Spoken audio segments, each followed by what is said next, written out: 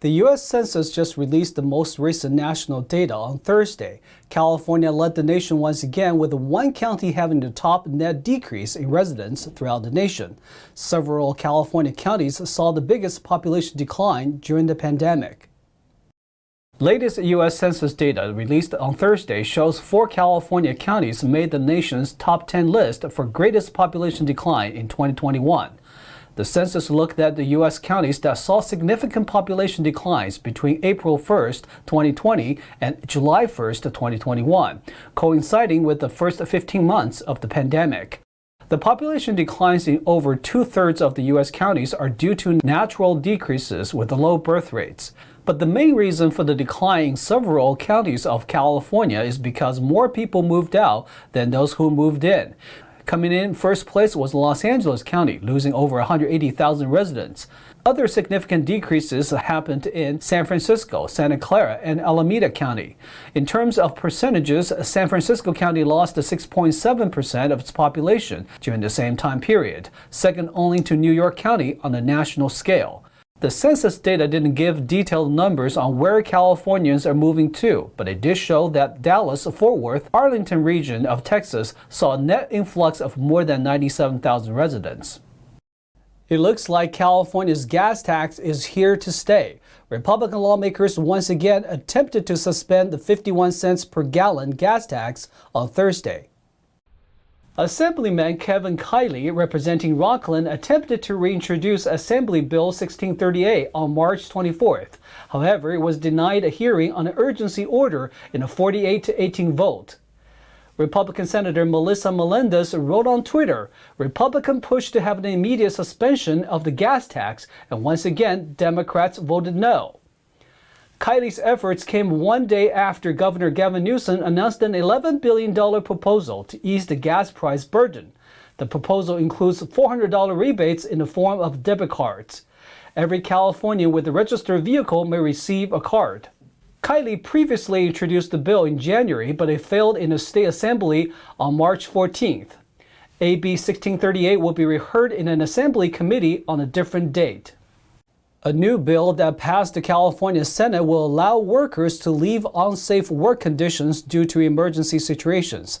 Opponents to the bill argue that it leaves too much discretion to workers and puts employers at legal risk if they try to challenge an employee's judgment. NTD's Jason Blair brings us more. A new bill would allow employees to leave a job site or skip work if they cite unsafe conditions due to a state of emergency. SB 1044 was introduced by Los Angeles Senator Maria Durazo. We are talking about conditions outside the employer's control that make the work site unsafe. This is not the same as the right to refuse unsafe work. Durazo cited the 6 Amazon employees that died in an Illinois warehouse during a tornado this past December as one of the motivations behind the bill. Unfortunately, there have been cases of workers being put in vulnerable and life and death situations where they are required to continue to work despite the imminent threat of a state or emergency or other significant emergency condition.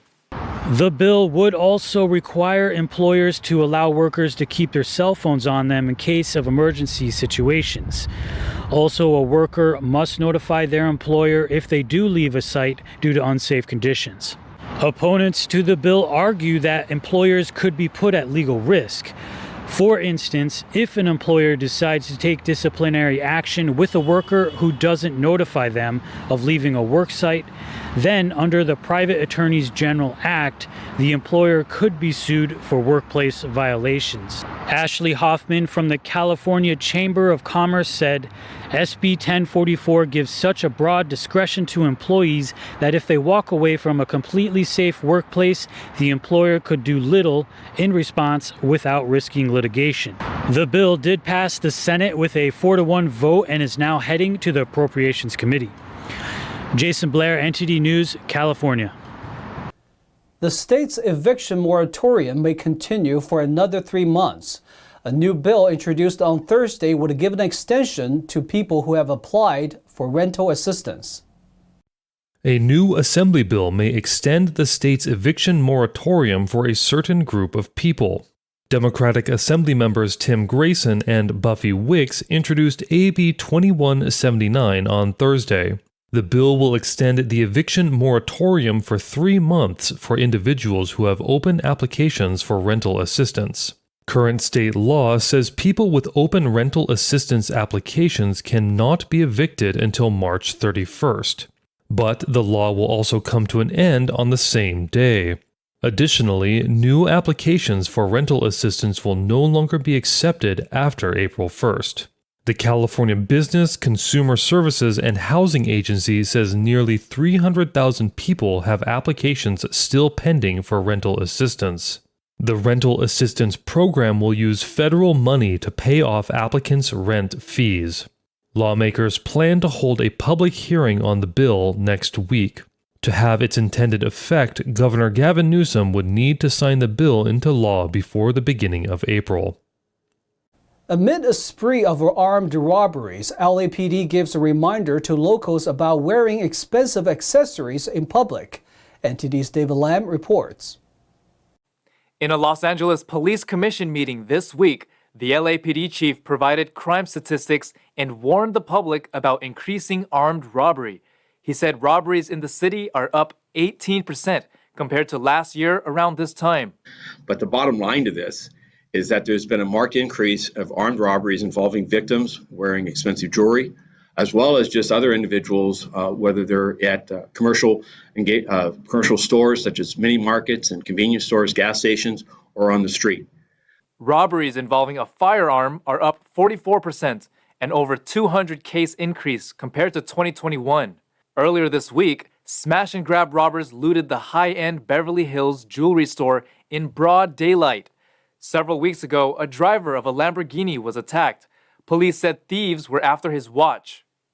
And what we're asking the public to be mindful of is that with these increases, that if they're going to wear expensive jewelry, or as they are involved in perhaps driving high-end cars, leaving restaurants, taverns, and other locations, that they be mindful of their surrounding, that they remain in well-lit areas.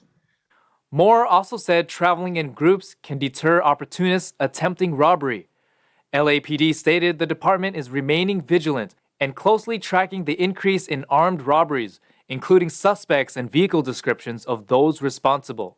David Lam, NTD News, California. California is dry across the state and even below too. Agricultural scientists are looking at ways to restore California's underground water supply, and they've found a both novel and a natural way to do it. New research may have found a way to not only effectively but also naturally replenish California's groundwater. According to National Geographic, the Kearney Agricultural Research Center in Fresno County is pioneering a soil rehydration trick that nature knew all along. Scientists with the University of California system are using grapes to replenish California's severely depleted aquifers, more specifically the grapevine's roots. Don Cameron, manager of Terra Nova Ranch, had a chance to test the idea in February 2011. In a similarly dry year, an unexpected storm dumped both rain and snow upstream of Cameron's ranch. He diverted extra water into deep canals and ditches and then pumped the water into a field of wine grapes. Instead of drowning the grapes, the water seeped into the ground. And Cameron kept pumping water to the grapevines all the way into summer. He said the grapes are accustomed to living along rivers, so he anticipated the extra water would be natural for the plants. Cameron ended up filling the ground with 13 feet of water, and the grapes survived with no issues. Now, members of the Kearney Research Center are testing the effectiveness of certain plants naturally refilling the state's underground water supplies. If the idea catches on further, it would allow farmers to gather winter stormwater that normally goes unused on crops. Additionally, California's aquifers are already strained like the rest of the state's water supply. Replenishing underground water would help to restore wells that are beginning to run dry. Researchers are now working to identify spots in the land to most effectively funnel water back into the ground.